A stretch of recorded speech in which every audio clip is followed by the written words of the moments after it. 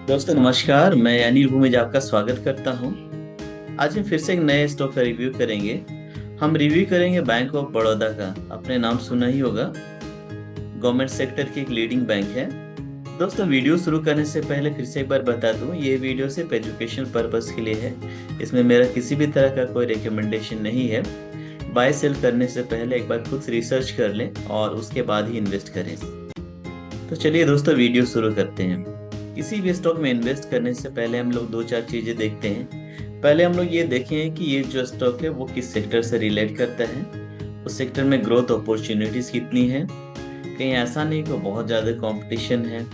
उसके अलावा हम देखेंगे इसका फंडामेंटल क्या है, इसका प्रॉफिट एंड लॉस बैलेंस, ये सारी चीजें। और उसके बाद उसके टेक्निकल चार्ट पैटर्न स्टडी करेंगे। तो ये सारी चीजें करने के बाद ही किसी स्टॉक में बाइंग सेलिंग का डिसीजन लेंगे। जहाँ तक सेक्टर की बात है, bank of Baroda banking sector से लीड करती है और सरकारी बैंक है। और ऑल ओवर इंडिया में इसके लगभग 8,000 से ज़्यादा ब्रांचेज हैं और फॉरेन में भी कुछ ब्रांचेज हैं। और जहाँ तक स्कोप की बात है, अभी भी भारत में रूरल और सेमी अर्बन इलाकों में बैंकों का पेनिट्रेशन बहुत कम है। बहुत से कच्चे मकान हैं, उनको पक्का बनाने के लिए बैंक की ज़रूरत होगी। कैश से घर खरीदना सबकी बस की बात नहीं होती है, तो इसके लिए लोन की ज़रूरत होती है। उसके अलावा जो छोटे बिजनेस हैं उनको बड़ा करने के लिए बैंक की ज़रूरत होगी। एजुकेशन लोन, उसके अलावा डिपॉजिट, सेविंग, आरडी, तो ये सारे बहुत सारे प्रोडक्ट ऐसे हैं जिनकी जरूरत करेंट सिनारियो में है। और जैसे भारत की जो इकोनॉमी है वो डेवलपिंग है, तो इस हिसाब से अभी बैंकों का ग्रोथ अपॉर्चुनिटी है, 20 से 30 सालों तक चलते रहेगा। आइए इसका फंडामेंटल देखते हैं। फंडामेंटल के लिए हम लोग स्क्रीनर डॉट इन पे आएंगे। ये स्क्रीनर डॉट इन पे आ गए हैं और ये बैंक ऑफ बड़ौदा का चार्ट है और ये बैंक ऑफ बड़ौदा है। यहाँ देखेंगे जिसका मार्केट कैपिटलाइजेशन है वो 1,19,00,000 है, तो जिसे हम अच्छा मान सकते हैं। और रिसेंट हाई जो उसने 300 रुपये का बनाया था और लोअर 191 का है। और जो करंट प्राइस है वो 231 है, जो कि लोअर लेवल के आसपास है। इसका पी रेशियो 5.85 है, जिसे हम अच्छा मान सकते हैं। अगर पीयर ग्रुप में देखें तो लगभग सभी बैंकों का पीई 6, 7, 8 के आसपास है।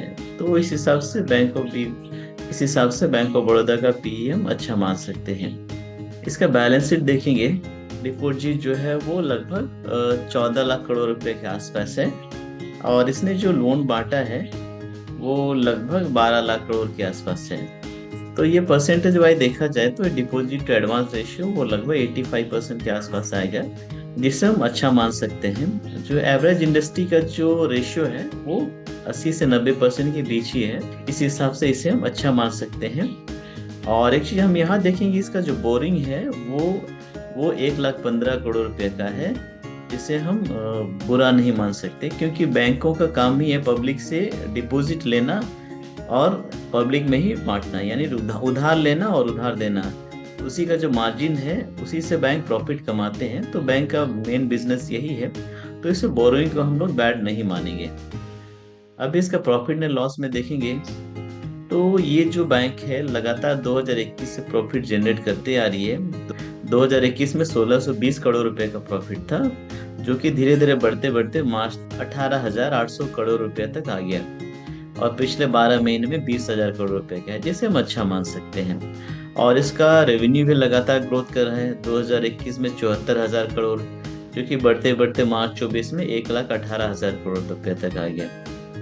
तो इस हिसाब से देखेंगे इसका जो नेट प्रॉफिट है वो भी लगातार ग्रोथ कर रहा है और इसका रेवेन्यू भी लगातार ग्रो हो रहा है। और एक चीज हमें देखना चाहिए कि इसका एनपीए का क्या पोजीशन है। एनपीए के लिए हम लोग इसका क्वार्टरली रिजल्ट देखेंगे। ये बैंक ऑफ बड़ौदा का क्वार्टरली रिजल्ट है, तो इसमें हम लोग एनपीए सर्च करेंगे। इसका जो ग्रॉस एनपीए है वो 3.08 है और नेट 0.70, तो जिसे हम अच्छा मान सकते हैं, जिसे हम बुरा नहीं मान सकते, क्योंकि एवरेज इंडस्ट्री का ग्रॉस एनपीए 4% के आसपास है और नेट 2% के आसपास है। तो एनपीए के हिसाब से इसे बुरा नहीं मान सकते हैं। तो ओवरऑल अगर फंडामेंटल देखा जाए तो इसे हम अच्छा स्टॉक मान सकते हैं। अभी देखते हैं इसका चार्ट पैटर्न क्या है। तो इसके लिए हम लोग tradingview.com पे आएंगे।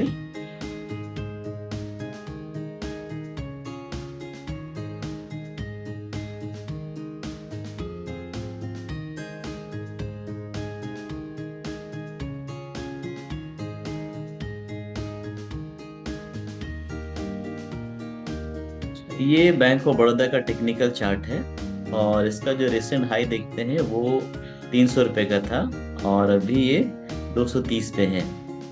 तो अगर परसेंटेज वाइज देखेंगे तो रिसेंट हाई से ये लगभग 21% डाउन है। और ये जो लाइन देख रहे हैं ये 200 डेज का मूविंग एवरेज है।